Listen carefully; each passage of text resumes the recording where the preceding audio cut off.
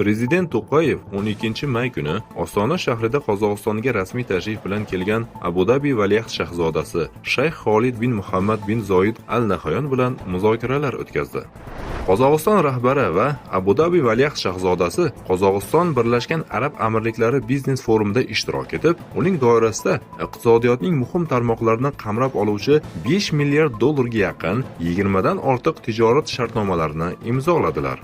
Qozog'iston va Birlashgan Arab Amirliklari o'rtasidagi muzokaralar yakunlari bo'yicha turli sohalardagi hamkorliklarga oid 10 ta hujjat imzolandi. Birlashgan Arab Amirliklari Qozog'istonning arab dunyosidagi asosiy savdo-iqtisodiy hamkori bo'lib, yetakchi xorijiy investorlar o'nligiga kiradi. Oxirgi paytlarda AQSh prezidenti Donald Tramp Fors ko'rfazining 3 ta davlatiga, Saudiya Arabistoni, Qatar va Birlashgan Arab Amirliklariga tashrif buyurdi. Bu Trampning birinchi yirik xorijiy safari edi.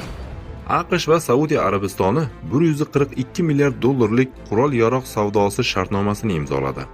Amirliklar 10 yil davomida Amerika sarmoyalariga 1,4 milliard dollardan ortiq sarmoya kiritishga va'da berdi.